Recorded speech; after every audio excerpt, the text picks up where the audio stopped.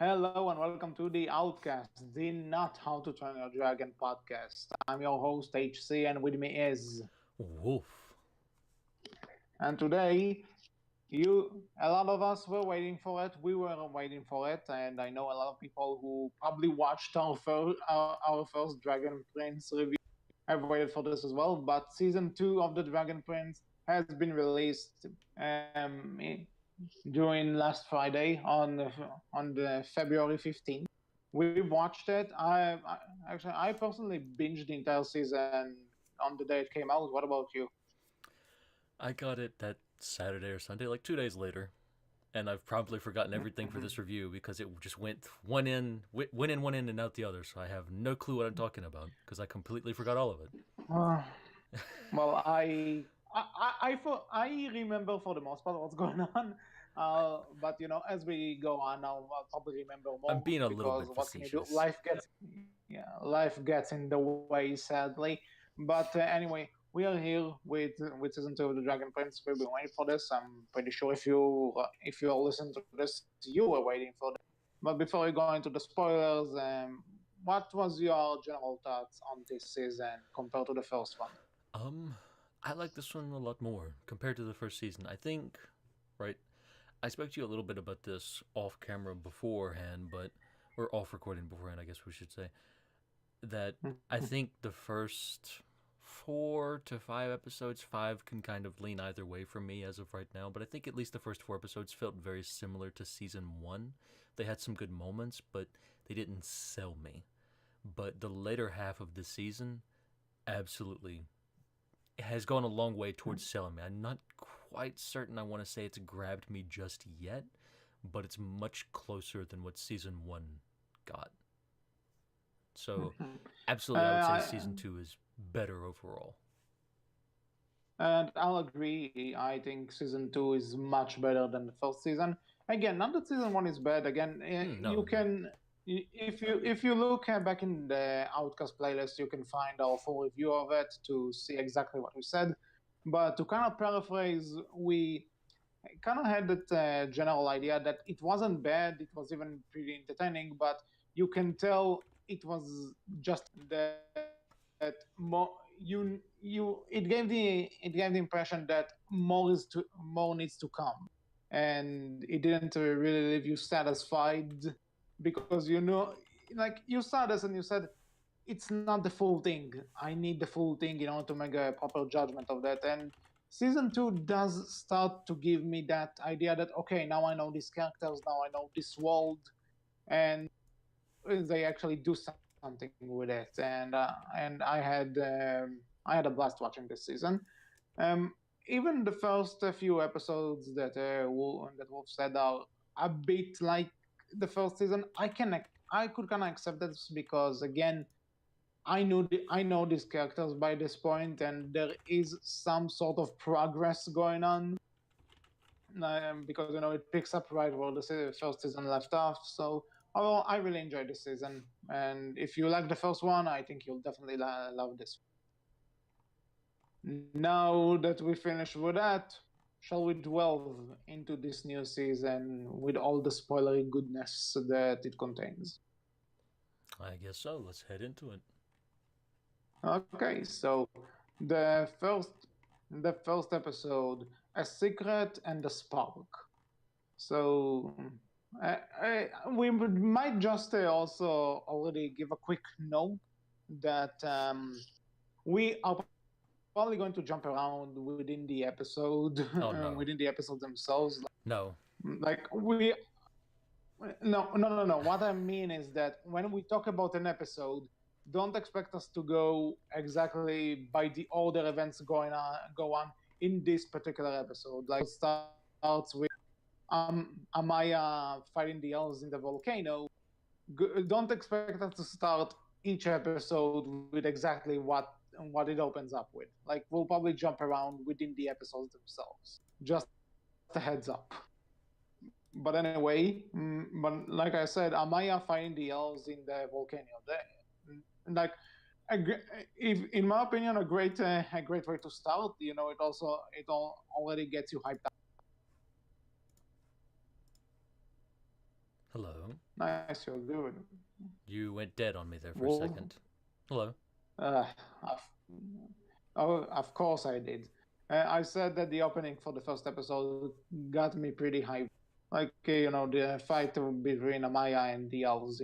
Yeah, I would agree. Like, it was definitely a good a little opening scene for it. Mhm. Like, it's a new season. Before you start trying exposition again, you need to have something to like hook you up. That was the way to do it, in my opinion. Um, and then also, you know what? Let's cut to the chase right now. Zim is adorable. What did you think about the sounds they use for him? Because it's mostly just, I would say, like, puppy sounds and stuff like that. What do you think about that? Um, I'll be honest, I didn't give much thought to the sounds he makes because I was too busy looking at the animation. I didn't enjoy it as much. Like I look at Bait, right? And Bait's very much, he feels unique. Sound and design wise, he feels unique. Like from the sound design, from the Mhm. sounds they use for him, like the low rumbles and growls, like everything feels very unique to Bait. Zim doesn't feel as unique personally, like especially sound wise. It's mostly just puppy sounds or dog sounds with puppies and all that, and it just feels like I would have liked to have heard something unique come from him because the design is, you're right, it's adorable, it's very cute looking. I have nothing wrong with that. It's just I would have Mhm. liked to for him to have been a bit Like, more you unique. know, like, do you think that maybe because we are kind of, and how to train a dragon, that it's not on the same level because It's each dragon possible. has the yeah. But again, I'm like talking design wise, he's adorable. Yeah, I sure. love the little. And anyway, regarding the main cast, I do like how like they get the chance to like sit together and chill, and then I forgot I forgot her name. Like, is Alice the girl or the spirit? uh ellis is Ellis is the young girl. She's the young girl who Okay, owns the uh, three-legged wolf. yes. Who's actual? But Who? anyway, the That's the spirit name I that forget. The how. three-legged wolf has a name as well, but her name I can't remember. I'm sorry. I will look it up. Mhm. Sorry about this, but anyway, but the spirit herself that she lets them eat everything, and then what they eat is actually bugs, but she disguises it as actual food. Oh, And I you don't know, mean she's not a I thought it was spirit? pretty funny. She's just a moon tipple of. Her name is Lujane, the elf. Yes, Lujen. Yes. So I just loved that she's using her magic to disguise worms and bugs as actual delicious food. I don't know. I thought it was very cool and funny. The dog's name is Ova. And yeah, and on that note, we get a column now that he now after he managed to do magic for a bit, he asks her about how he can continue to do magic, and she tells him that he's he's human and he can't do magic without a primal stone, and that kind of throws in that idea that that Claudia is actually using dark magic, Well, which again this is something this wasn't necessarily touched upon in the first season, but this I one think it was very throws that element obvious in. though. It was very obvious that Claudia and Virion were both using dark magic. Like it's not like they hid that fact. They're very open about that, and they very much Yeah, they even talked about it as well. but what I mean is that now we know this is their only way of doing it. Like they Okay. can't Column has to use dark magic in order to do magic at all. He Well, can't no, do they mentioned this regular in the magic. first season too. Like they said, hey, you can't use magic unless you have a primal stone. Like they did mention this, Yeah, but now we know that he has no other choice but we knew that unless he as get well. unless he. Well, maybe I forgot. It's been a while. Sorry, Fair but enough. anyway. So other than they're trying to die which honestly, it's adorable, but it kind of takes at the same time. Like, You wanna it's nothing bad, but at the same time. you wanna go through that a little bit again, Uh, Robot HC? uh, what I said was that them trying to teach them how to fly is adorable in this. I won't tell you it's, but at the same time, I don't feel like it was entirely necessary. At least not as much. Fair enough. And before we and again, I said it in the first season, and I said it again. Viola is still my favorite. Yeah, I would agree. I Rayla's definitely very much adorable, and I love her character a lot in this show. She's I definitely a I selling love point. how when she's going on patrol and she sees the spider from the first season, and she's like, "Ah, you're not impersonating, you're not threatening anyone anymore." And the spider looks so sad. I love that. Hmm. Like it definitely has a good sense of So, humor about itself. I feel the show does. Um, I think one thing to mention is you have Viren still dealing with things back at the kingdom and all of that, and how that's all going, and that's a little bit interesting. But I'm still, as of right now, at this point in the show, not entirely sold on Viren as a villain, even still. But it's nice to that like, they're building that up a and little bit more, a little also bit more. regarding his part in this episode, like he has a much bigger part in later this season. Yeah, So I didn't really see the need to mention him now. fair enough. And that's that. So, I do but enjoy then the episode, Lou Jane's character as well, like getting to see more of her. Like she definitely is a lot of fun, I feel. And it seems yeah, like she may not be quite all there, right? Or she's definitely a little bit off in some ways, but I think that's neat that they do that. Like it's very cool and everything. But yeah, like yeah, definitely maybe not a very strong first episode, but definitely a good first episode that I think no, no. gets us back into the swing of It's things. it's been a while since the first season, and they needed to like get you back into it. I think it was a fun way to, And and I think it because go go ahead. ahead. No, you go ahead. Okay, because I kind of want to connect this to the second Oh, episode. well then Is when let me jump in real quick and if say you, yeah, sure, that like from the very beginning, right? Like to talk a bit about the frame rate issue they had with season 1.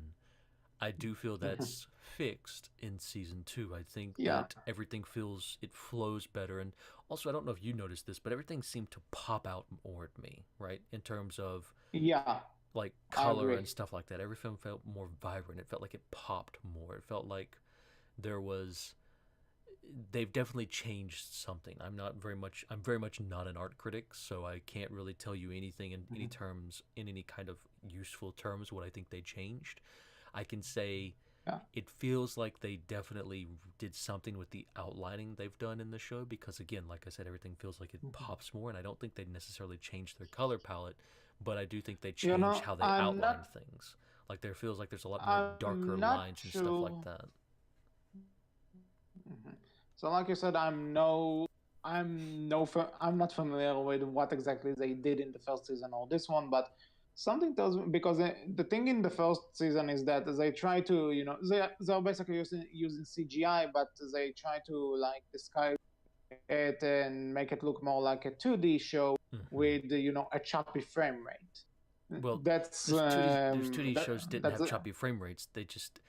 They failed at kind of what they tried to do was imitate an older style of animation that was hand drawn with yeah, CG. And season 1 they failed miserably at it. I'm not going to yeah, be I'm not going to dart but around it. I'm going to be very blunt. In my opinion, they failed miserably at imitating the art style they wanted to imitate in season yeah, 1. Season 2, I I think they agree. do a I lot didn't like it. better. I, And I think the reason for this, again, I'm not sure, is that because they kind of, for lack of a better term, they just cut the bullshit, and they use the idea that the fact that they are CG to its full advantage, which in turn makes it more lively and I guess you could say smooth. Mm-hmm. That's my opinion on the animation. I would It agree. definitely looks better than the film. Yeah, it's definitely like the frame rate issue is gone in this season. There's still, from what I noticed, like a bit of stilted movement here and there where you can see like a little bit of slowdown as a character. Like And there's one scene I noticed I'm where not sure about this.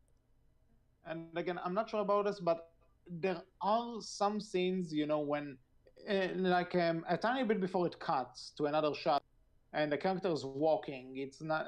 I have a feeling. I'm not sure if that the character doesn't really move its legs to walk, but the model itself moves like they're sliding on the floor. Again, it's a very blink it or miss it moment. But mm, when it happened, I noticed it twice, and I'm not sure if it's just me or if it's actually like this.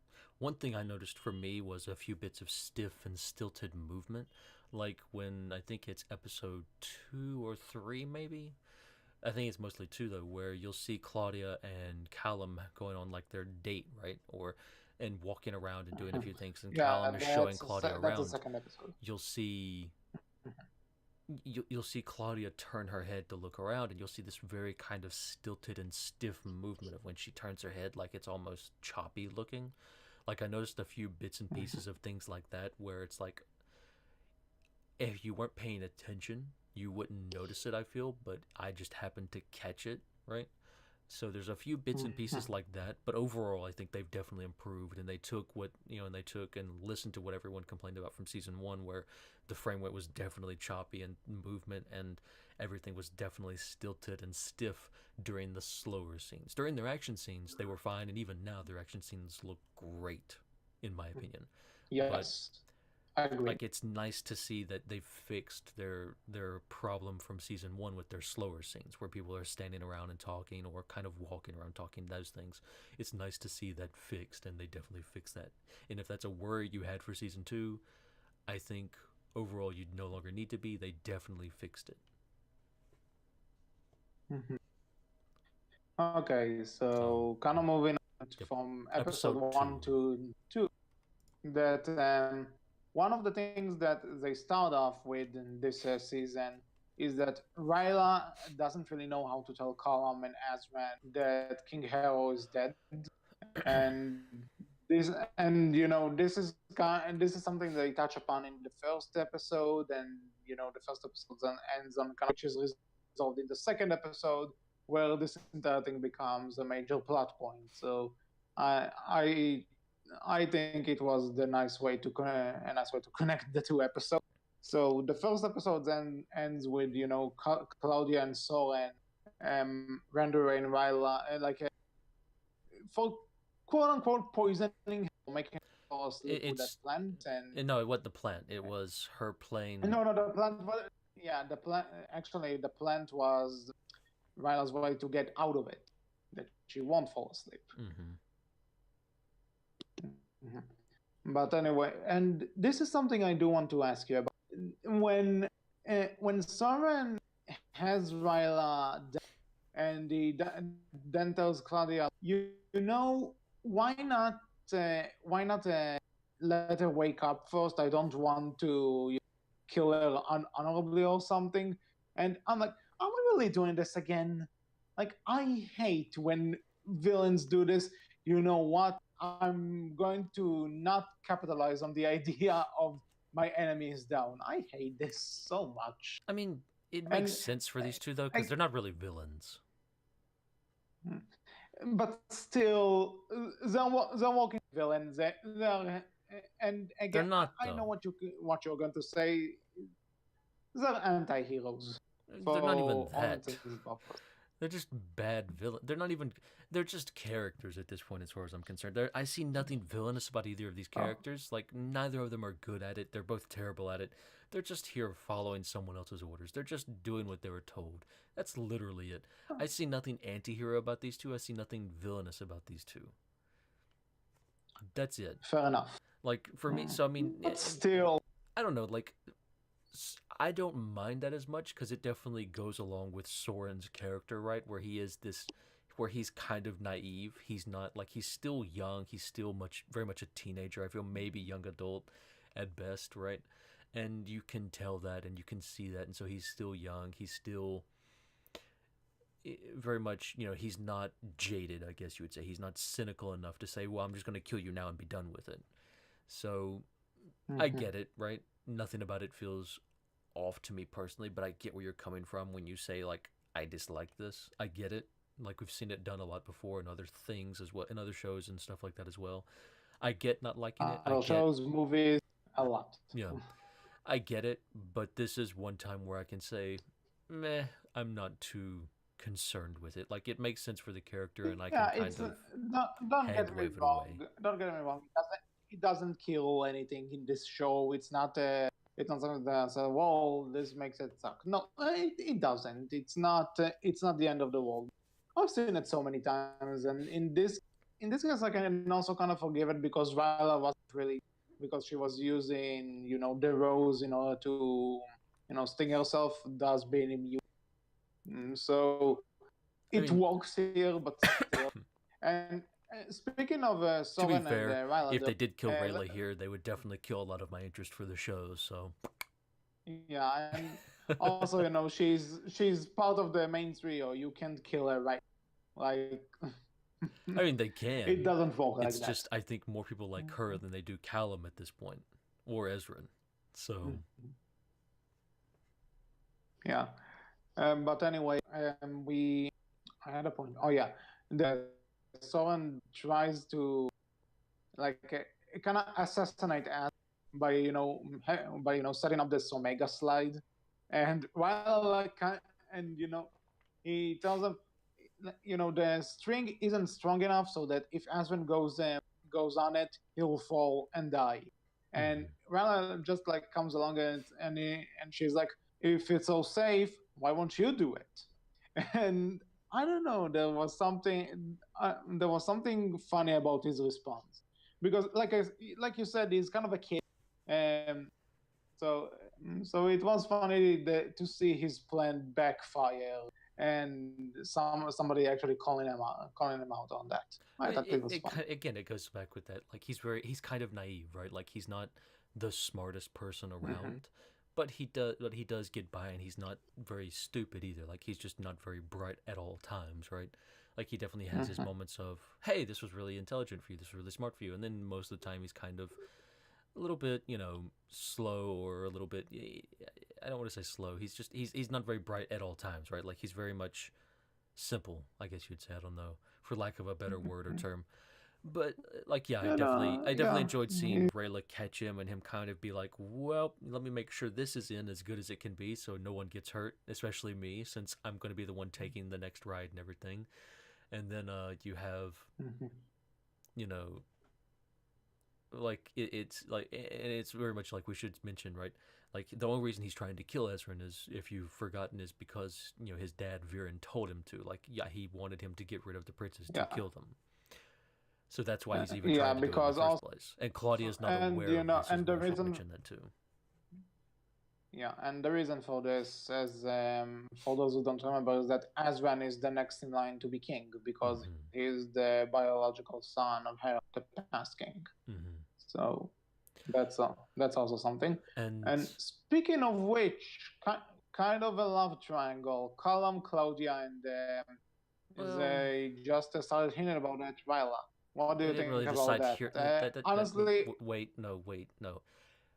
I think we should save that till later because the Rayla thing didn't come till much later as well. So we'll get to that one in a bit, I feel. So as of now, uh, I Rayla, have no idea what you're talking about. I figured this out in this episode. If I not, figured everyone figured it out last season, let's be honest. yeah, But true. But in this they episodes, didn't like really the do beginning, anything it was with like it. It okay. didn't, to me, this didn't feel like, oh, they're doing a relationship thing in this episode. No, it just felt like Rayla's suspicious and she's trying to convince Callum because she wants Callum to trust her. That's not Mhm. necessarily a relationship thing or any romantic thing. That's just she wants to be a closer friend, in my opinion. Mhm. But again, I'm definitely the person who comes from this at, I don't look for ships. I don't look for relationships. I don't go out of my Of way to find course, that. but you don't. So But I'm you don't. always going to have a You don't. different viewpoint, right? but at the same time, you don't really need to look for it in order to see it. No, but again, my point is because I'm not really looking for it, because that's not a thing I'm into, I guess I should say, that I'm always going to see things in a bit different of a light than what someone who's actively looking for ships might see it, right? So when I see this as a friend trying to get another friend to trust her and see why she's right, or why she thinks Mhm. she's right anyways, right? Okay, I don't fair see enough. relationship stuff. Not until much later in the season, anyways. But I mean, if you want to be honest, Okay. then yes, they've been setting this up, I feel, since season one. Yeah, same.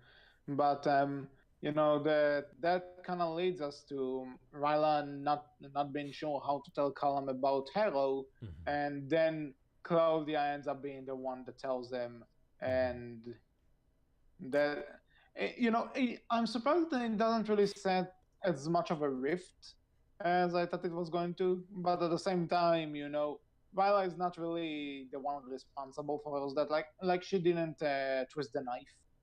So Once again, by the way, continuing Sokka's poor trend and poor taste in girlfriends. First yeah, girlfriend died and became the moon. Second girlfriend, that one actually worked out fairly well for the most part, although they did have to leave for a long period of time and separate, and she did get thrown in yeah. jail. This girlfriend, or Oops. this crush, anyways, I shouldn't say girlfriend. This crush ended up technically being a part of a You mission know to kill something? him, Hmm. and Yeah. definitely Uh, betrayed him at the very least, anyways. So, so if his species doesn't work, he might as well go for the elf. hmm. It just doesn't work out for Uh, Sokka's VA when it comes to yeah. love interests ever. I am, and this kind of makes me wonder one, it does kind of make you wonder if he's like this in real life, and second of all, If his girlfriend I turned into actually, the moon in real life, I think we have issues. well, not that. He's luck with relationships. That's what I mean. And also after this, I'm probably going to watch Avatar: The Last Airbender with a few friends. So yeah, kind of not much of a shift with his voice, honestly. Mm-hmm. But I think the big thing here is like what you said, like when Claudia tells Callum that, like, hey, your father's dead, or quote unquote, your father's dead, anyways, if you're me. And then, the other big thing I think here is like Claudia offers to help Callum learn dark magic, and he rejects that offer. And Mm. I do think Yeah. it's nice to hear kind of like they've been, like I said earlier, I think it's been fairly straightforward about kind of what dark magic is and what you have to do, but I think it's still nice to kind of learn a bit more about it, right? Hmm. And hear And someone who also the practices dark magic talk a bit about it. hmm yeah, Like the big thing I that's think for this entire season, right, is magic and its effects on people, and kind of those who are mhm. born with primal energy, like those who are like the elves and magical creatures like Bait and Zim, like those who are born with primal energy and the ability to use magic and do magic, and then humans who supposedly aren't that, right? They're not born with a primal stone and they have no way to use magic without that aid. Mhm. Yeah. Also, before we move on to the third episode, I just want to say that there's a line from Claudia that honestly kind of made me laugh when I saw it. It's nothing hilarious, but when she tells Soren like, let me drink this let me have this cup of a brown potion or Brown something. morning person. Yeah, she obviously means coffee, Well, that was the but same joke. That was the same joke they used in season one too, where she offered it to Soren again there as well, like during Harrow's procession. And like again, Mhm. I like that as a joke. That's a good joke. Clever. I Yeah. enjoy that. You get a hand. You get a pat on the back from me for that one. That one's clever. I like that one, Mhm. and it's Also, still Hightwig. clever now. Anyway, anyway, episode 3, Smoke and Mirrors. Um, so at this point, let's go back to Viren for a second. And so he finds this mirror, and where he Where he's sees had this. this mirror. You make it sound like he Yeah, just found it. He's had this mirror, and yeah, okay. the He big has thing he's about yeah, he season had this one mirror. Sorry. was Viren had no idea what it was, what it was used for, and why it was in the Dragon King's lair or Yeah, home. I think what I wanted to say is that he kind of finds out what it contains, what it can show him, Yes, and it shows and you know him and a person elf who an elf through this mirror who he thinks as of right now can't see him, and he just watches him. although I think in this particular episode he doesn't see the elf yet. He A just room, sees the yeah. room. No, I think he Yeah, he sees the just elf at he sees the elf by the end, I think, at the very least. probably, Either way, but though, yeah, he sees a room in the mirror. he sees a room, and later on he sees this elf, which we'll get into later, and then we also have Claudia and Soren trying to trying to join a Column and Aswan and while on the journey, mm, and and then and we do have this pretty cool action sequence in near the end where they turn on them, but then and Claudia catches both Aswan and Column, but then they found out the true, I forgot how do you spell her name again? Lou Jane. Lou Jane's magic. They actually managed to outwit them, and they fly away on her Phoenix. I thought it was a pretty cool fight. Yeah, like this one definitely looked really good, and it's it's very clever. Like Rayla had Lou Jane help her to do all this because she didn't trust him, and this was her only way of convincing Callum, like, hey, maybe you're wrong. Let's do it this my way real quick, just to make sure, just to be safe, and make sure everything, and see if they are, on the up and up, right? And also, we didn't mention it last episode, but I love Lou Jane's advice to Rayla as well when it comes to how she should tell Callum, right? Before Claudia tells Callum. And this episode is where we definitely see, like, Callum is really upset by losing King Harrow, right? Like, his stepfather. He's, like, super upset, and he wants to tell Ezran, and the big thing is, like, he can't. He doesn't know how. And we see, like, Rayla sitting there, and he goes to her, and it's like, you were right. I have no clue how to tell him. I can't bring myself to tell him. And you have a nice little back and forth between Callum and Raylo because of that as well. And it's like, I think because this is done he's really now, well. And like, you have to really give credit because he's to now in the same Callum's VA. Yeah. Whose name I don't know. I'm sorry. Yeah, we just know that he was Saka in the last Avenger. But again, something? Callum is, to some extent, there's, because people did say, we also mentioned that, like you said it just a few minutes ago, that, it's kind of Saka. You can also hear it Saka. Well, yeah, you can definitely hear it. But Yeah, that's not a bad thing per se. but at the same time, not that Saka was just comedy, because Saka did have his serious moments. He did have depth. It wasn't just a comic relief.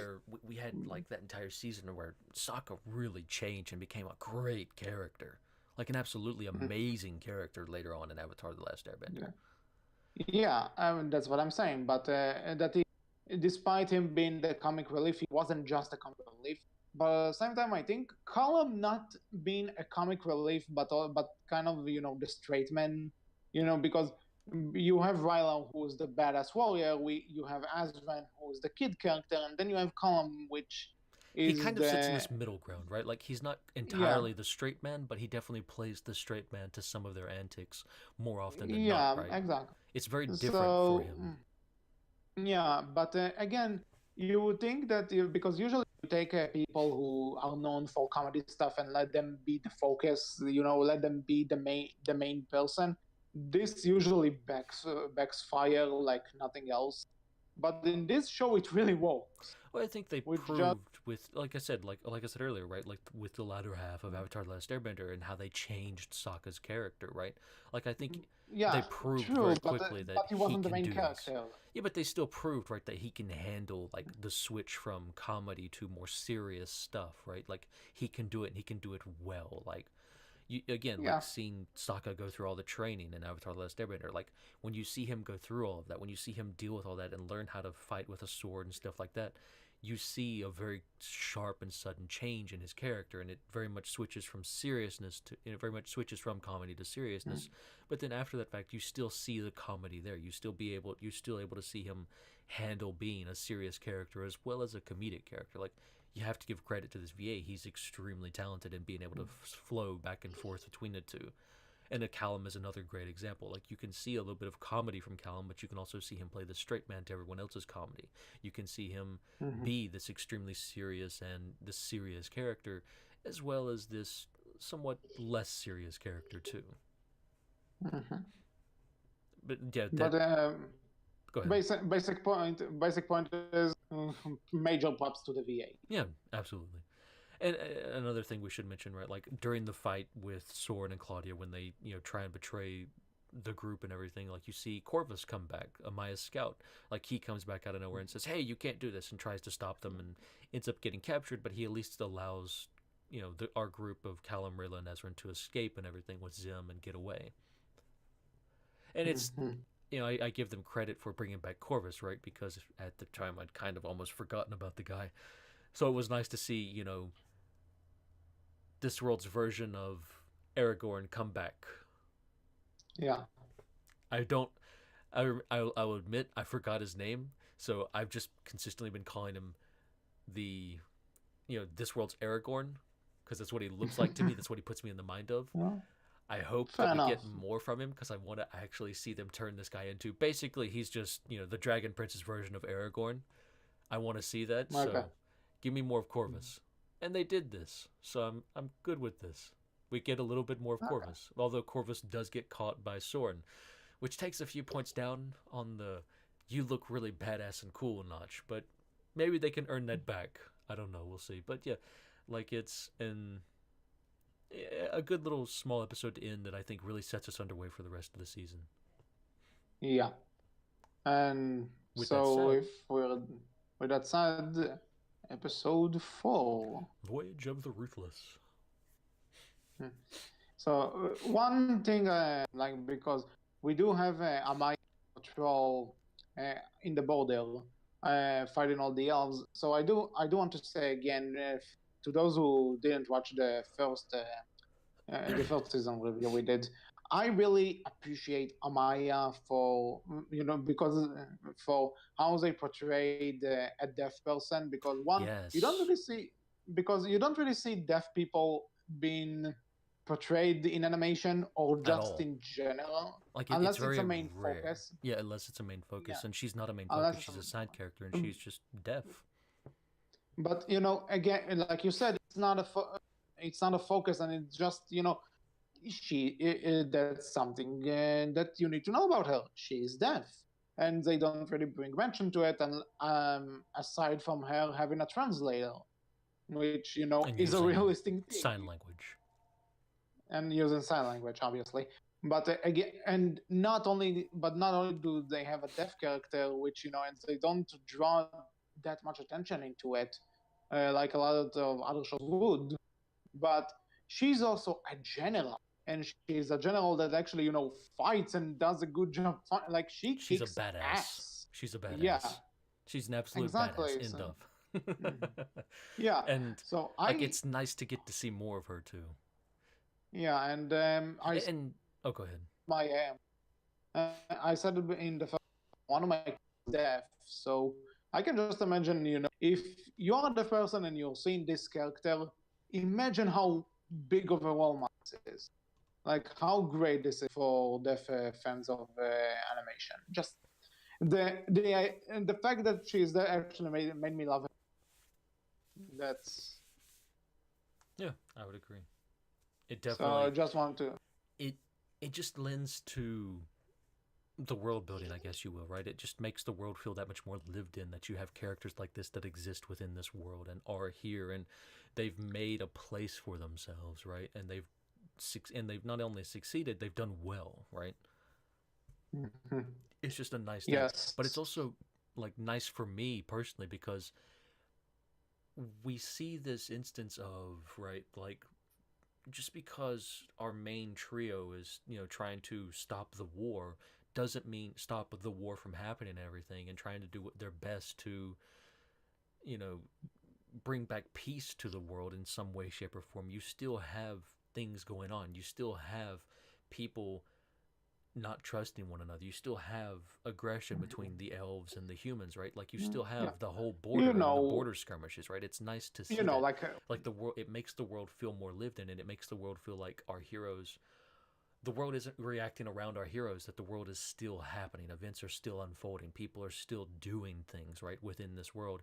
No matter what our heroes are trying to do, they're going to have to not only react to what's happening within the world, but they're also going to have to try and get over this very much divide between the humans and the elves, right? Like, I like seeing stuff like this because it just makes overall the world feel more lived in and more bigger, I guess you would say. It makes the world feel more than what it is normally. Like, normally when you see shows like this, you very much have this feeling of, okay, the world is reacting to our heroes as they travel through it.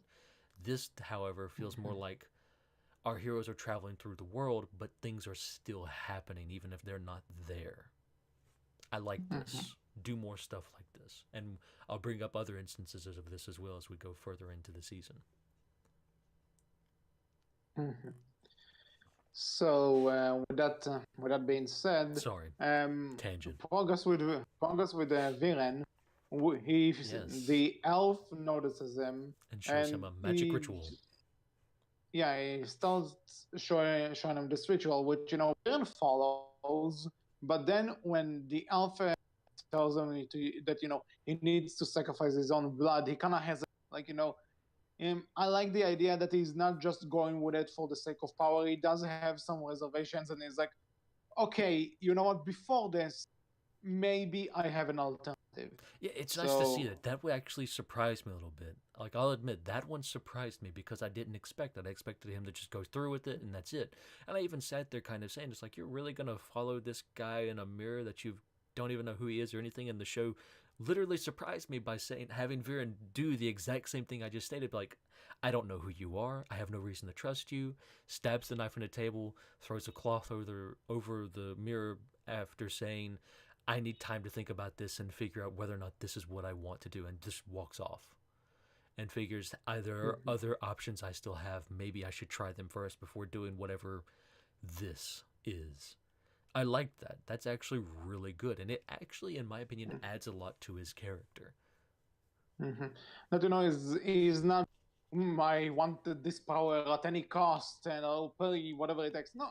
He, something, he's not stupid. He's not foolish. He very much is a smart man. You said before that you're still not sold on him being the big bad. But at the same time, at that point, I wasn't. There's a very clear distinction to make there. But go ahead.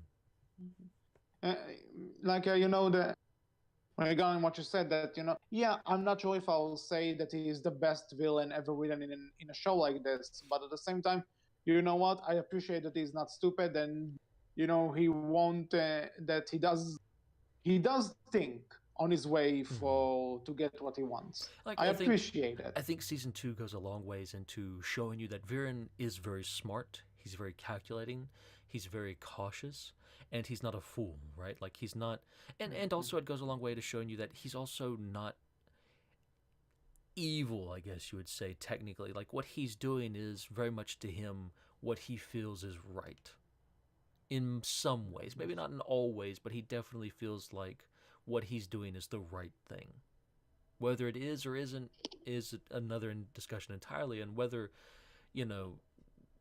he isn't entirely after power or things like that is, again, another discussion entirely. But I think a part of him does feel like what he's doing is the right thing and what needs to be done.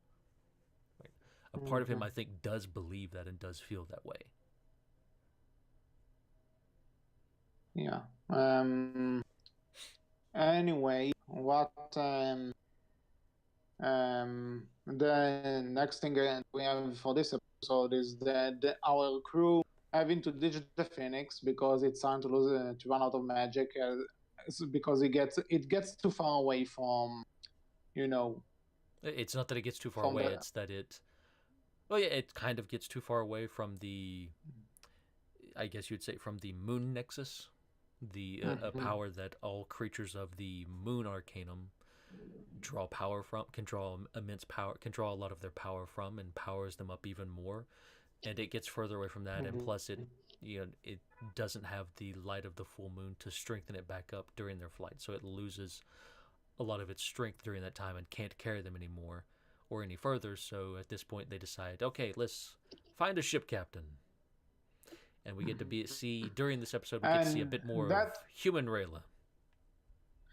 yeah, so that leads us to two things. One, human Rayla, always fun. And second, Eh, for the love of God, stop sending me ads, internet, for crying out loud. Sorry about this. But then we all Captain, it's Villades, right? Villads, Villads? Villad. Villads. Anyway, I love this captain. Yeah, he's a lot I of fun. mm, This is a good mhm. character. Also I do. Rala has two sentences. Like at least she has. I know one of them is in this episode when they come to the conclusion they have to, go across the ocean. So she says, once again, we have to part way to. We have to face the thing I hate, but I need in order to survive. Mm-hmm. Mm. I don't know. That was a I good love that line. sentence. The sea, the thing I need in order to survive. The thing I need in order to survive, but the thing I hate. Yeah, it was. We're definitely not doing the line justice, but it was definitely a fun little line from her. Like, yeah, Yeah, I agree. and I'm not sure if it's in this or a later episode when they're on the ocean still, but the captain they come across, he's blind. And yeah, Like, both eyes yeah, cannot both see a eyes. wink. So yeah, so when and Rylas, for one, he doesn't have to see the trial as an elf. He just buys it. But at the same time, I do like when he asks her about her family. She's like, "Yeah, that's a name my typical human parents gave me. You don't have to put on the facade.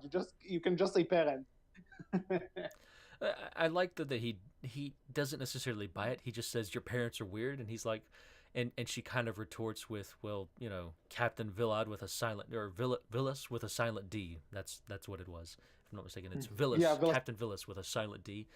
Like she says, yeah, she retorts back at him like your name's weird also, and he's like, and you just hear her have a moment of silence, and he's like, fair point, fair enough. yeah. You're right.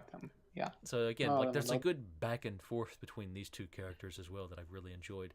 But and everyone kind of makes the joke that his ship is named the Ruthless because his wife Ruth doesn't like the sea. So a good joke, clever.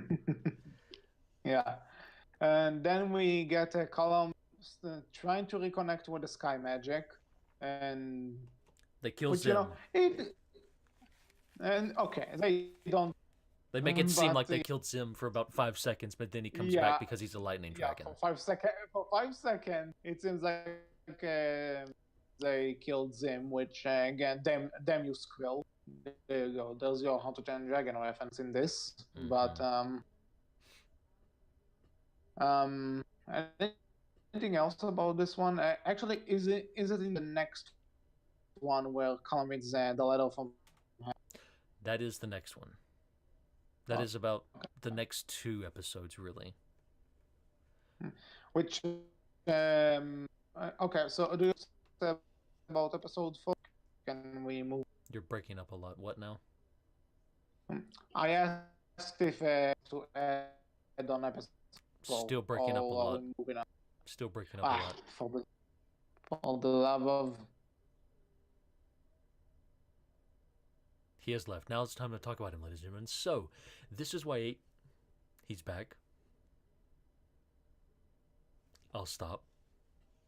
Is it working? Yes. Okay. So for the third time, do you have anything to add on episode? Not really, no. I think Okay. this one's pretty So much moving on. covered. Fun episode. That's kind of a transitionary thing. Yeah. Pillar, it's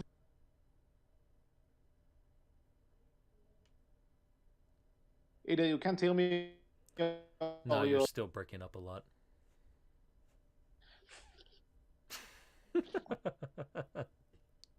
1 second. You know what? Keep going. I'll be. Okay, on my own then, I suppose. Technical difficulties, the recording, ladies and gentlemen. Breaking the seal. This is where we have Callum finally reading the letter, and we didn't mention this before, but Claudia finally gives Callum the letter that Harrow had given them that he had lost back in season 1. So he has this letter at this point, and he decides to finally read it. And we get to hear Harrow kind of reading out the letter to Callum, and a lot of this is about, you know, Harrow's past. Like, that's definitely the big thing here, is kind of, hello. Okay, is it good? We'll see. As of right now, yes. Okay, so back me up a bit. What were you saying? Basically going through the letter, so I've not gotten very far, so what do you want to say? You go ahead. Okay, for I just want to say that honestly, episodes 5 and 6, despite not being named two parts, because one is called Breaking the Seal and the other is A Heart of a Titan, both of them are kind of like they are kind of a double, a double part episode. Mm-hmm. So, do you want to treat them as such? We can if you want. Like, they are connected, because it's very much, most of it's just one big flashback for King Harrow, Queen Amaya, and Aeana of Durin's parents. Yeah. So let's break it down from the top. So again, it starts off with Viren, courting the other kingdoms and saying, "Hey, we need to come together and make an alliance against the elves." And which, by the way, I'm not sure. I'm not sure if it was in this episode or the previous one that he actually goes to the messenger who is new at the job. Oh yeah, that was a while back. I think that was during like the second episode, maybe the first. Like, it was a little while back. Yeah, but at the same time, I do like that he tells the guy. He tells the guy, "You're right now." Once he gets the answer, the responses from the other kingdom, he's like, "You are now witnessing history." And the guy's like, "So would you recommend our service?" Yeah, there's definitely some good jokes in this show. Mm-hmm. But the big thing here is, and again, like, this is where I'm going to point out, like, the world moving without our heroes being there, right? Like, the world's still ongoing, the war's still technically going to come. Like, these two sides definitely aren't at ease. But I do like the fact that the kingdoms tell him, like, hey, if you can convince all of us, then we'll do this. If not, then we won't. And you have, Aeana, she's a very young queen who's very much still, a kid, right? In regards to everyone else there. And she's the only one to say, no, I will not go to war. I will not sign off on possibly thousands, if not millions of deaths just to get revenge. Yeah, I have to give them credit for that. Like, that's definitely, I like what they're doing with this, right? Because it's clever. It's very much, as we go into these next two episodes, I think you're going to definitely hear me talk a little bit about something Harrow says that I'm probably going to terribly misquote. But I like the fact that they show everyone else in the room who's definitely older being more willing to do something than what the younger generation is, right? Like, they're much more willing to fall into their, I guess you would say, hatred and their fear, right? Much more quickly than, say, the younger generation, than Queen Anya is, right? Like, it's very interesting that they picked that to do that. And I think it's clever, but also at the same time probably a little bit on the nose for what they're going for. But that's something that I do like. That it is cool to see like a young queen character again, like with Amaya, that they give you a young queen character with two mothers, just pointed out, and again they don't stick on it for too much. No. They don't draw much attention to it. It's just something that exists. And I love that. Thank you for treating people like they have brains and not having to push that into our minds. I think the big thing for this episode, right, like for Breaking the Seal, is you kind of hear two different counts of the past, right? You hear Viren's count of the past, like him recounting the past and what him, Harrow, and um, Sarai did during that time and how they helped Durin through a famine. And then you hear Harrow's recount of this past, right? And it's very, and I like the contrast here, right? Like you have Viren using magic to kind of create this atmosphere of fear and of and to kind of spark their fear and anger and spark a little bit of hatred, right? Coming to people with a problem and telling them this is how we solve it. This is the problem. The elves are to blame, and this is how we solve that problem. And but then you have Harrow's account, and his account is vastly different from Viren's. His account through the letter isn't one of fear; it's one of acceptance, one of forgiveness. Right? I love the difference. Yeah, here. because and you do need to also take into account that both retellings are kind of are in a sense motivated by two different things, because Veren wants to convince people to follow him, so so he goes with a bit more it how do you convince people? You make them fear, and because they feared something, they'll follow you. They will follow you. With So Harrow's letter, though, it is a bit more. I've done something, whether it's right or wrong, I don't know, but I've come to acceptance with it, and I need to accept this because I may not live long enough to accept this another day. I mean, So, Harrow's like he's trying to impart a life lesson, right? Like his very much, and I'm going to call this what it is. It very much feels like the creators behind the show wanted to have a bit of a take on the current political climate. That's what I feel like. We yeah, generally don't talk about politics here on our show, and I'm not going to get into it too heavily here either. But same. it feels like it's definitely like, hey, this is our kind of response to what we see happening around us right now at this point in time. And At the same time, you need to take into account that the thing between the humans and the elves, for all intents and purposes, it's a war. that's again, I'm not And saying this is a racial problem. I'm saying this as how easy it is. Like I think again, they're being very. It's a very obvious, right, that hey, there are problems within the world. Like you have Harrow going an entire speech about how we shouldn't have a system that favors you from birth, right? That favors like, hey, you were born rich, you were born wealthy, you were born lucky, so the system favors you. The system, if you can take your birth, if you can take how you were born out of the equation, how would you fare in the system, right? And if the system doesn't treat everyone fairly, then it needs to be changed. And you have Hera going through a big speech about this that I'm honestly not going to do justice, so I'm not even going to bother quoting it because I can't remember everything that was just said. watch the episode. Watch the episode. It's Yeah, the best way to do sure. it justice. But like you have him go on the speech, you have him talk about all of this, and you have him kind of say, I want to change this system. I want to make sure everything is just, is fair.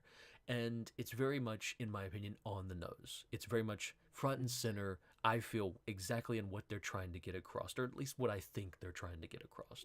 And that is that we have a lot of problems within our own world, right? Like in our own systems, in our own issues, right? And we need to adjust this. We need to fix this. And some people will probably say, this is too political. This is too on the nose. They should be more subtle about this. I've seen way more on the nose than this. I have too, but like go back and look at Zootopia. Zootopia was very on the nose with its Yeah, message, and but a lot of people I got upset was about that. But my point actually, is something. I brought this up talking to a friend. Um, that I'm not sure what it was. That actually, with Zootopian's case, it benefited from being on the well, that's nose. what I'm saying here too. I think this benefits as well. I think as of now, as of right now, right, we live in a world that I think being subtle may not be the necessarily the best choice right now. I think it's good to be very up forward and upfront as of right now, considering Yeah. how easily it is for people But to. just to say one quick thing about this, I do think that Zootopia is a bit more on the nose than this. Not that it's a bad thing by any means. Like I said, Zootopia Mhm. benefits from it being on the nose. Sure. But at the same time, when you watch Zootopia, you can draw the connections rather easily. Mm-hmm. Like you can tell exactly what they were going for with the entire with the entire predators and not predators. Mm-hmm. So you can tell what they were Oh, sure. intending Like you can see. in the in this because because it's it's a fantasy world, Are you and saying we Zootopia is not fantasy, HC? no, I'm not saying that it's not fantasy, but you know what I mean. It doesn't necessarily have I get anything it. magic in it, I get it. and the animals are humanoid, so Anthropomorphized. yeah. That word that no one can pronounce, I'm pretty sure. They just try Yeah, to pronounce it. that's why I'm going. That's why I went with the humanoid. But But it's yeah, not the so right thing, though, HC. It's anthropomorphized. Or people sized. know what I'm talking about. Who cares anyway? Um, but in this world, you have humans and you have elves. So yeah, people could make the argument going in this direction, but at the same time, it's just a thing in this world. It doesn't have to represent anything in our I world. don't. Again, you're looking at it from a racial thing. That's not what my point is. I feel like Yeah, my point personally is very maybe. much the point I'm drawing a connection to is the person who comes to you with a problem, points at something, says that's the cause of it, and this is what we need to do to fix it. And that person is very much, I want to say, like they're promoting an atmosphere of fear, of hatred, of violence, right? And how it's so easy through your own fears, through your own misgivings, through your own ideas, through your own misinterpretations, through your own misrepresentations, through your own misinformation, through all of those things. It's very easy to fall down that path as well. And I like how the show sets up Viren here. And this is why, at this point, I do think Viren will make a good villain because Mhm. he isn't necessarily an evil person, but he does have his own misgivings and his own misjudgment of elves and of the fact that in a way I think he's very much he wants to be able to do a lot of the same things the elves can and can't, and that being able to do magic. That's why he became a dark mage. That's why he uses dark magic, because he wants to do those things. He wants to be able to achieve those things, and as a human he can't. There is no, as far as he's concerned, other way for him, so that's why he does that. And then the elves took that away from them, kicked them out of Zadia and said, "You're not allowed here anymore. You can't do this anymore." And I Mhm. like how we see Viren's, this is definitely in the back of his mind, it feels like, where he feels like something was taken from him that he deserved, that he had a right to, right? Like he Mhm. definitely, I think he definitely feels that way. And you see that taken from him. And then you see him come to all these other kings and say, "Hey, I lost my best friend as well on top of this now. Regardless of what we did it for a good reason. We did it to help people, to save lives, right? So why should we be judged for that? We did good. Even if what we did might be seen as evil, we still did good and we still saved lives." It's very much a question of, do the ends justify the means, right? Like, I love how they set that up. And you see that, you know, you see this turning point for Viren where everything to me feels like it's definitely pointing back to current stuff in our own world and saying, question more, Mhm. be aware of what it is this person's doing, and say, maybe we shouldn't follow through with your plans. Maybe there's something else we can do first, even if it is for a good cause. Maybe there are other options. Maybe what you're saying to do isn't the best thing. I don't Mhm. know. These two episodes, I think, are the episodes that really sold me on what the Dragon Prince is capable of and the future of it.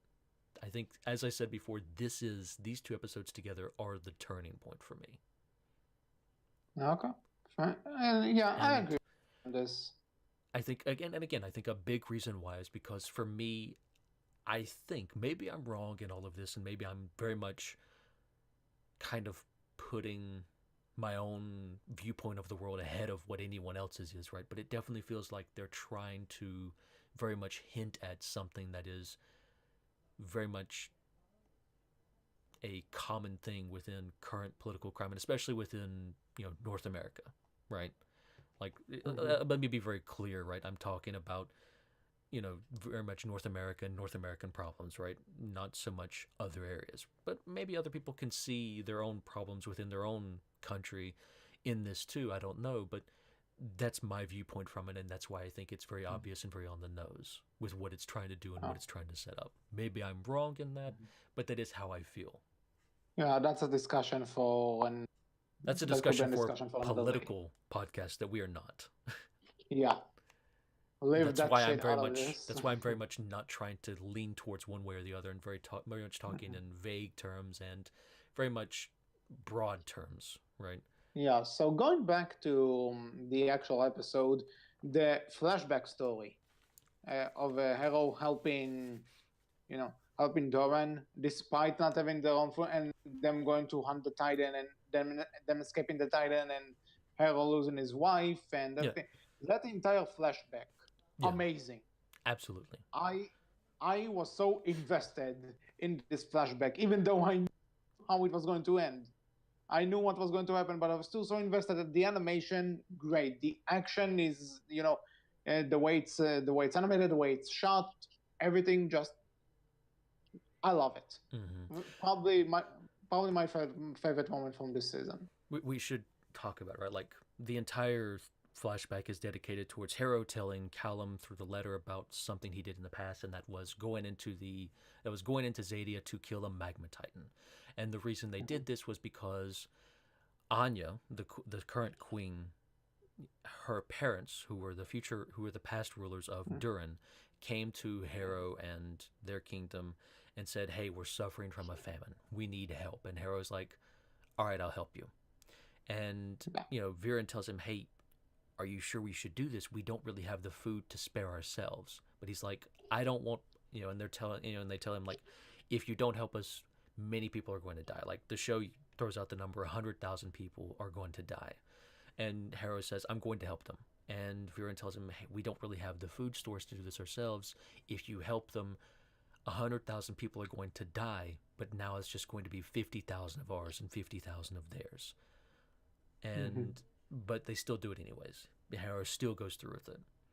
And you see, and I love the contrast here because you see Viren and Harrow and their relationship and how close they were and how friendly they were, right? And you see Viren like consistently, like he wants to help, he wants to, and he comes to Harrow with this idea like, "Hey, we can go and kill this magma titan, take its heart, and we can use that in a spell to re-nourish the land, to make it warmer so we can grow more crops and so people won't starve and they won't die and nobody loses their lives," right? That's what they choose to do. And so we go through this flashback of Harrow, his wife Sarai, and that's another thing, right? Like getting to actually see Queen Sarai, Callum's mother and everything, and Callum and Ezran's mom and all of that, and getting to see her is really cool and really neat. And she's a really fun character, I think. Like I really enjoyed her character. Like she's very sweet, I guess you would say, as a character. Agreed. And it's very cute to see like them as a family, right? Yeah, I agreed on everything you said. But yeah, like the fight scene with the Magma Titan is great. Like getting to see like everyone kind of come into their own, and you even see like Harrow and Sarai like having a practice fight. And I love the little scene where you have the guards kind of just standing off to the side, right, watching them practice fight. And they bet on who wins. Or they bet on like who would lose their spear, I guess you'd say. And Sarai knocks Harrow's spear off, and like the spear just goes straight between the guards, like flies right through them. Could have hit either of them. They're just like, standing there, and they're just standing there like, and they're just standing there completely neutral faces. Like he just holds out his hand, like, "All right, I win," and the other guy just drops a little bit of money in his hand and he just pockets it. I love the neutral look on their faces, like this is just another day with these two. I love that. Another day of the job. How I love that. That was great. That was a good joke. I love that little back and forth. But also, like you said, like, Anya, her parents, like the fact that they were both, like, she had two mothers. They were lesbians. That's great. I love that they didn't do anything with this. They just said, they just had them there. They were there. They were her parents. That's it.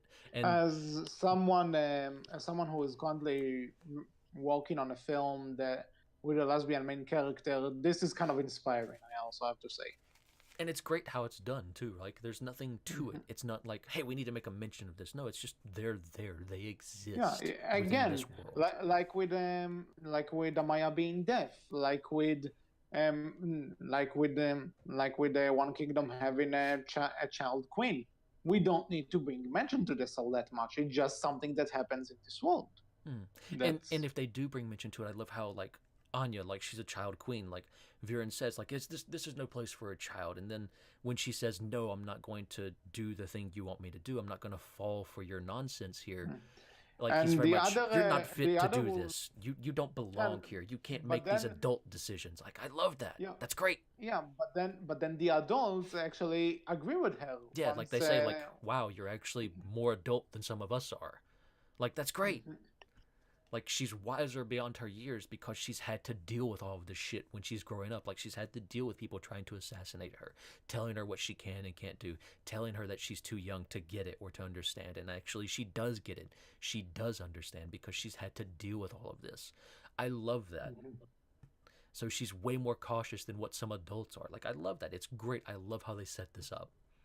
Yeah. Like again, I think if there's like I do feel like right the first 3 to 4 episodes are a bit meh. Like they definitely put me more in the mind of season 1, which isn't bad. It's not great, I feel, But then you get to these episodes, but then you and get it's to like, these 2 whoa. episodes, and this is the turning point. If you can, You know, like that's the point where it was like this show is not playing around. yeah, like this is the turning point. This is the point where I think absolutely you should watch to hear. If you still don't like it at this And point, then you're you know probably not going something? to enjoy it at all. But if you can get to this point, and it's not like it's a slog. Those first 4 episodes aren't bad, right? I'm not saying they're bad. I'm not saying they're a slog to get through. I'm not saying they're a waste of time.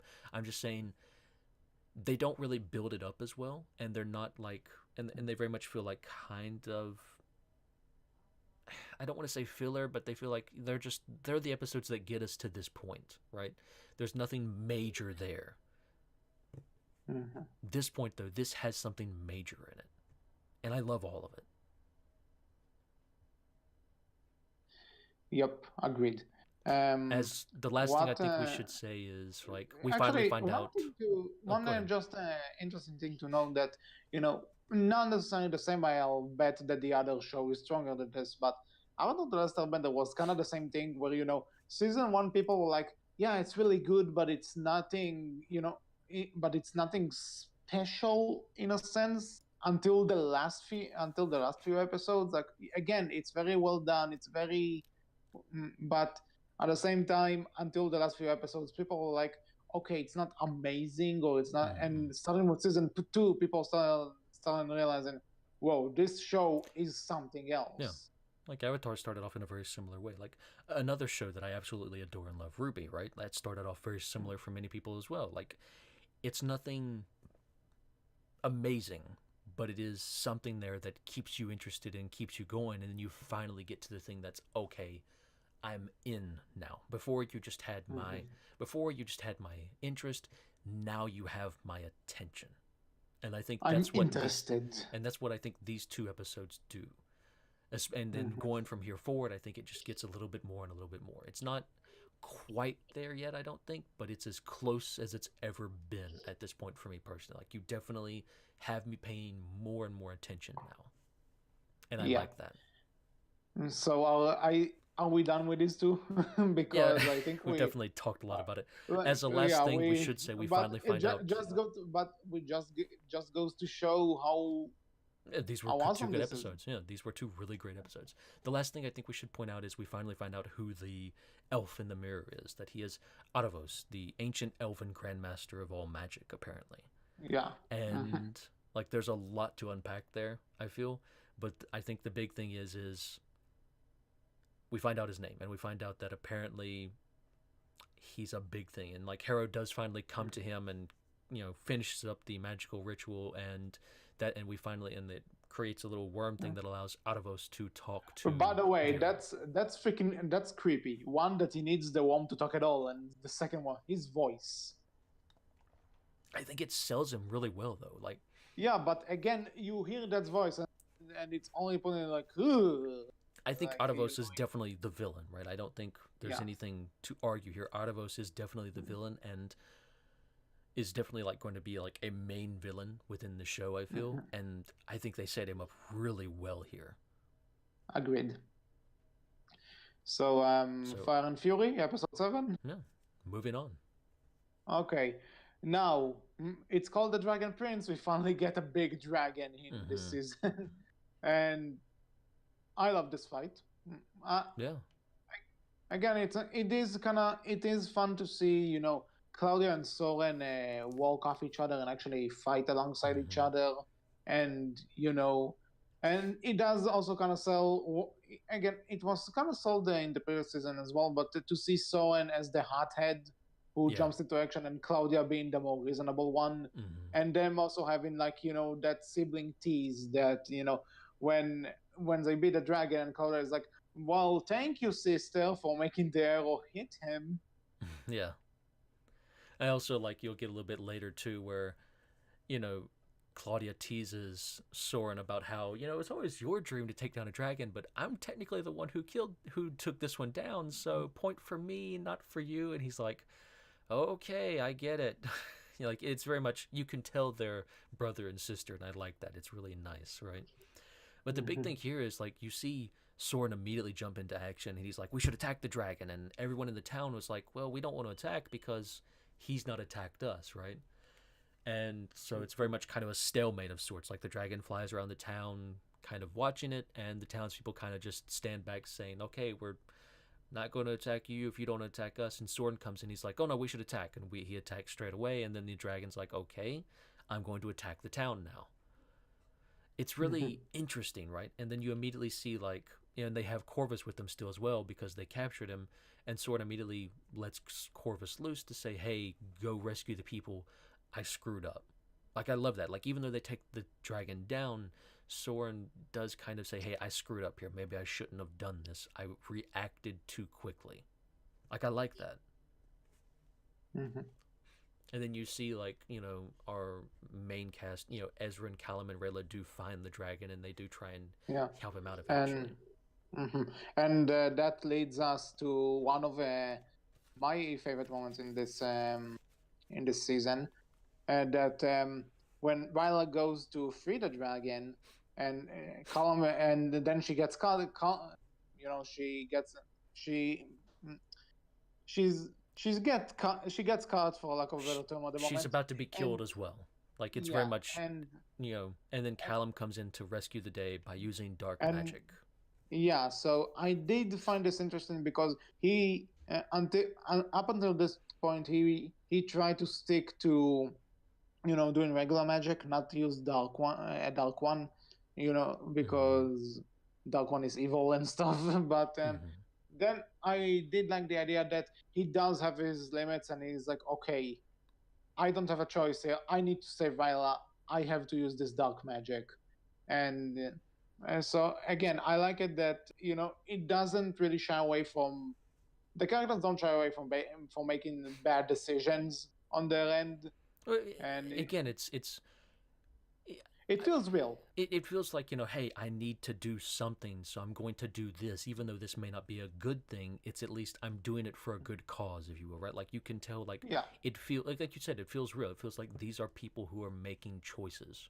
These are characters. These are people who are making choices in their life, good or bad.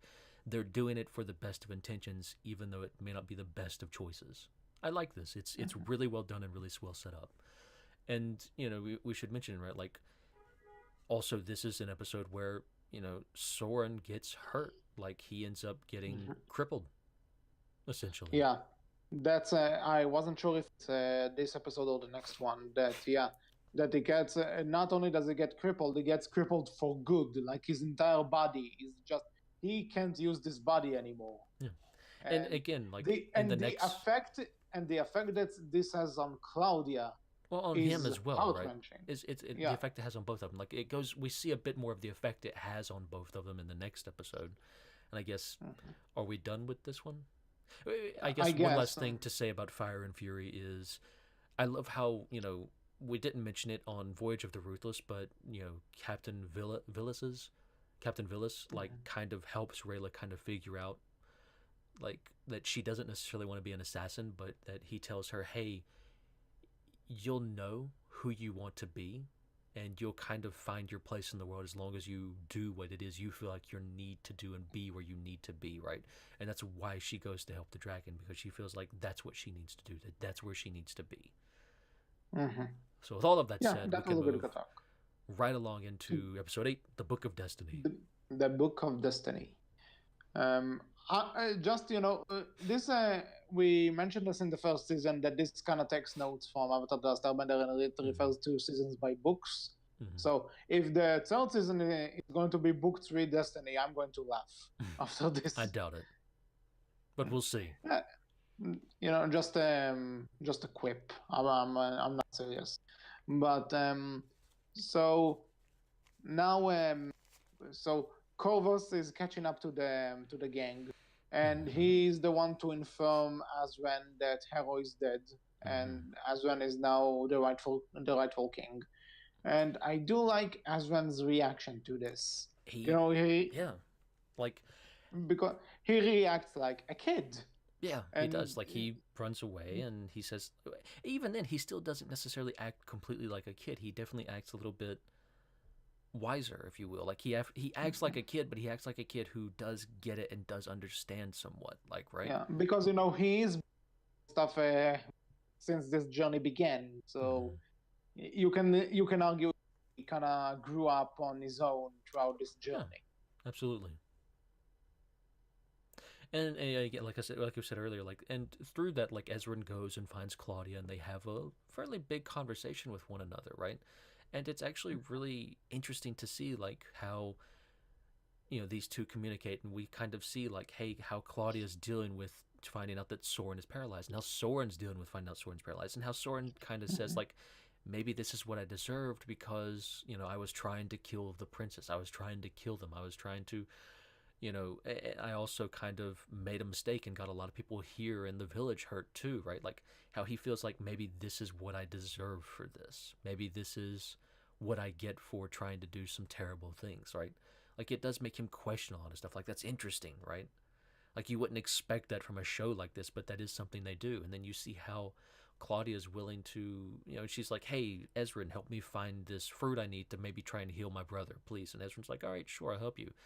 And then we see like them find it, and she says, all right, Ezran, I'm going to let you go back to your friends and your brother Callum to continue on whatever journey you have, because I have something else that to me is more important, right? Because that's her brother. Her brother's more important than trying to get the dragon or the princess back. And through that, right, like you see her meet this deer who's also been eating this fruit that she needs, and she's like, okay, I could use the fruit, but that may not work. So instead she kills these, little deer, right? She kills the fawns and uses that to heal her brother from being paralyzed.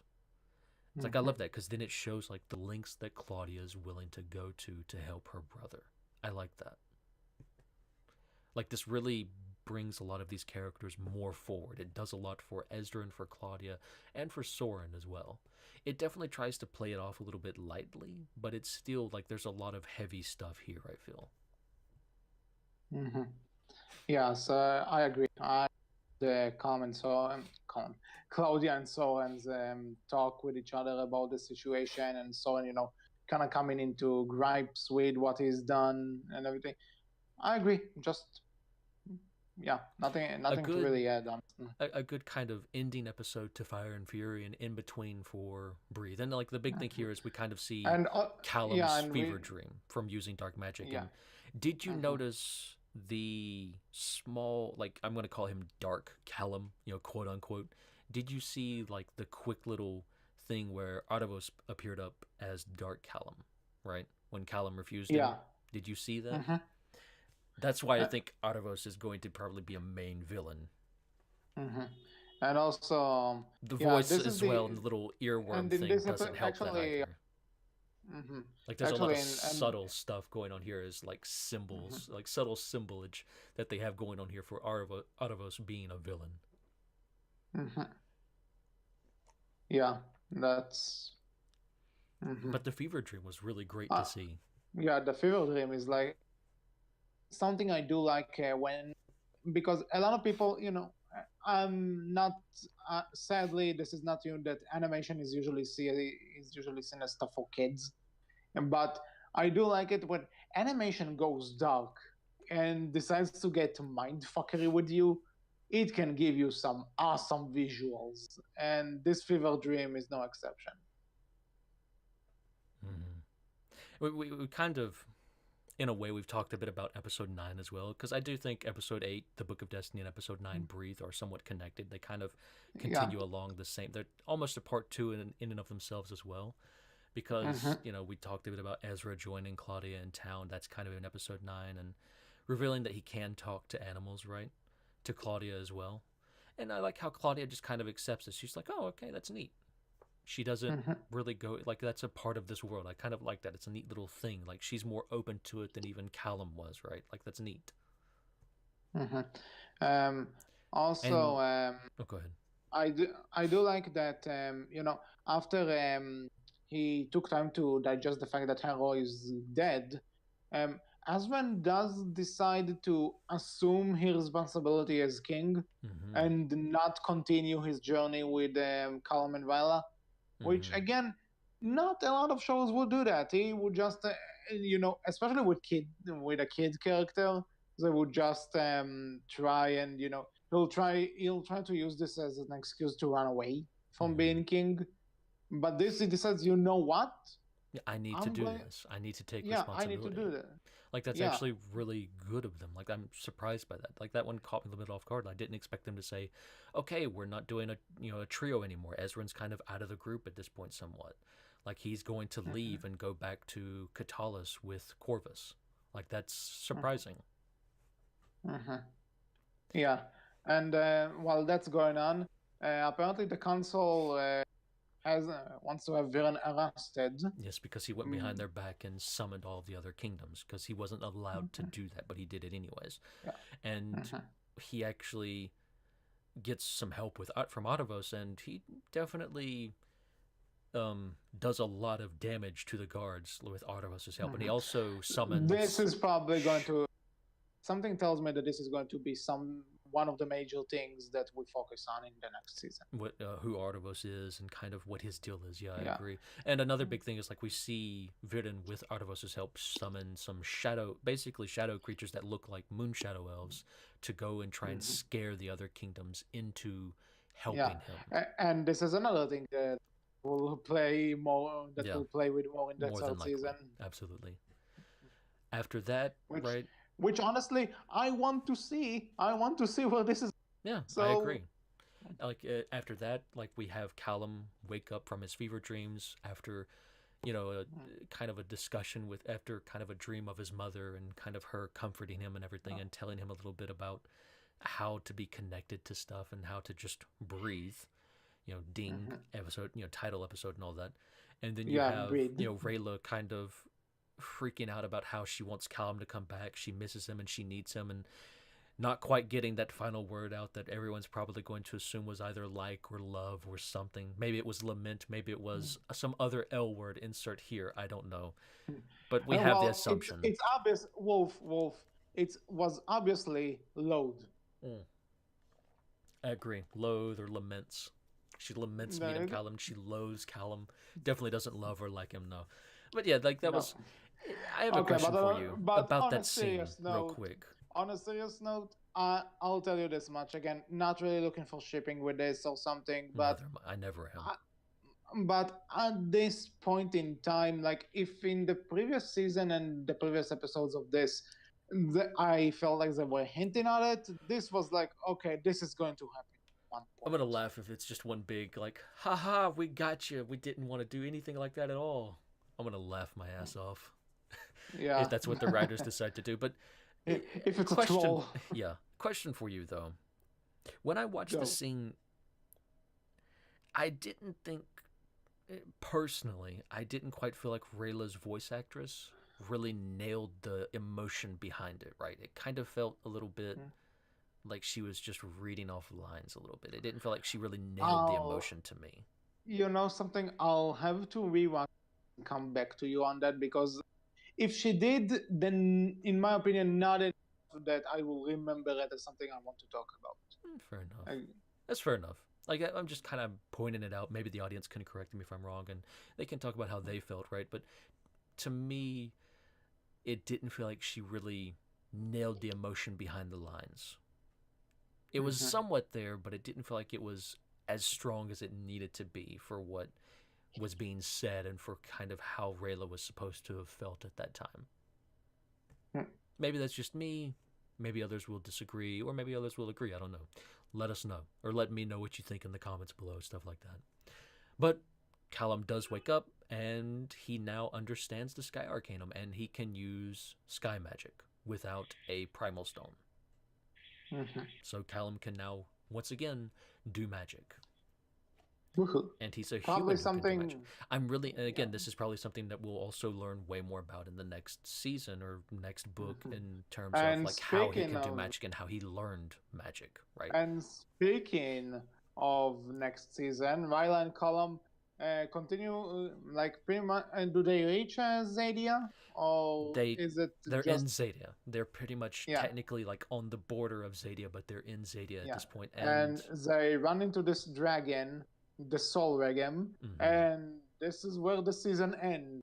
So And we also and like at the very end we see like Ezran still technically helps, Callum and Rayla get across because apparently him and Zim have some kind of mind link now. yeah, Don't know what that's uh, about. Something else I'm sure again, we'll learn like more about. if you noticed, if you noticed, this entire episode was pretty much like, I'm sure this is interesting, and we're sure they're going to talk about this in the next season. Yeah, there's a This lot of is setup. pretty much There's a lot of what setup it in this was, episode. and yeah. There's a So lot of questions whenever, that are now hanging in the air that they definitely have to answer at some point. so let me ask you this: what is your bet for a release date for the next season? A release date? Oof. There was at least how many months between this one and the first season? 6 or Well, 7? first season was in September, It which started means September of so last year, this February, so so it's around 5 months. yeah, around 5 months or so. I would expect, So July, August seems like an easy bet. yeah, probably around that time. I would agree. That would Hmm. make sense. July, August, maybe a little bit sooner, Yeah, maybe a little bit later, depending on how many you know episodes they're July. going to do. But July and that makes August sense. actually seems like and does make sense also in terms of kids are out of school, Mm-hmm. people are. So maybe this has People have a something to lot do with more, a it. little bit, somewhat freer schedules to a degree. Hmm. So yeah, I would agree. That would make sense in a terms of where to release it and stuff like that. But yeah, this Mhm. episode definitely sets up the next season quite heavily. I feel in terms of setting us, giving us a lot of questions and giving us a lot of events that happen and unfold that we now have a lot of questions about. Like, why is Ezra able to see what Zim sees now? Like, what is that? Is that a mind link? Why is that there? What is the deal with that? Why is Callum now able to do magic without a primal stone? What happened? What changed? I really hope you're not going to do this thing where Callum's actually really special and unique. I hope it's something that all humans can learn and do Right. if they Like attempt to try. let's have an actual different. Like, who is Artavos? Is he evil? What is his? Why did the Dragon King have a mirror that allowed him to talk to Artavos in his, home or lair or what have you? What is the deal with Artavos? Like, I like the fact that they might be setting up that the original person who committed dark magic might have been an elf, and that he's kind of like that the original person who committed dark magic wasn't actually a human; it was an elf, and that elf was technically like the progenitor of dark magic. Like, I like that. I like the idea of that. We have the little small cube that Callum is carrying, and apparently that's the key of Artavos, and it unlocks something if you can figure out the trick to it all, right? Like, I like that. Mhm. Like, and then we're in Zadia now. We have this new dragon we met that apparently goes by the name of the Soul Regum or Regum and whatever that is supposed to mean and whatever the deal with that is, right? And how are people going to take them in Zadia? How is Callum going to be treated in Zadia? We're going to see the same apprehension and fear and hatred of humans here that we saw of elves in the human realm, right? A lot of stuff, a lot of questions to be answered potentially, and Yeah. and thankfully, thanks to some of the seasons in season 2, I think they've set it up really well, and I'm very much way more interested now to see these questions get answered than I was going from season 1 to season 2. Going from season 2 to season 3, I'm way more interested. I'm way more excited, I guess you would say. Not necessarily, but I'm way more, at the very least, I'm way more interested to see this next season and where they go with Yeah. things. I agree. I agree where the next season is going. So once that's out, we'll be here to review it as well. So closing thoughts, we overall we really enjoyed this season. It's an improvement. And Like it's hands down, I feel, an improvement. This is overall better than season 1. They've improved in, I think, most every way they could. I feel. Yeah. So with that said, anything else to say on Go this? watch it if you haven't. Okay, fair enough. So with that being said, this was episode of the I was about to say Berkcast. You were. You did it again. Don't feel bad. Well, and this was all for this episode of the Outcast. We hope you enjoyed. Did you watch the Dragon Prince season 2? What do you think about it? You can tell us all about it in the comment section below, on our Tumblr where we're known as Berkcast Team, and no, this wasn't a mistake, on our Twitter where we are known as Berkcast with a capital B, capital C, and no, this wasn't a mistake either. No, this is the sideshow to the Berkcast. We're mostly a How to Train Your Dragon podcast. The Outcast is just our less How to Train Your Dragon, but still marginally about dragons, considering we did just talk about a show that's called The Dragon Prince. Well, most of the stuff we talked about in the Outcast is Ruby. And Ruby has a dragon in it as well, HC. Yeah, for all of about 5 minutes. But he's not a main focus, right? Still related to, no clue. He might be, but his name is Kevin, so still related to dragons. I talked about Sonic. Now there's a dragon in Sonic too. Are you going to argue this with me? No, because we're trying to end the episode. But just saying. Until next time, ladies and gentlemen. Until next time, tell us what you thought about the Dragon Prince season 2. What do you want to see in the third season? And that's it. See you all next time. Take care. Bye-bye.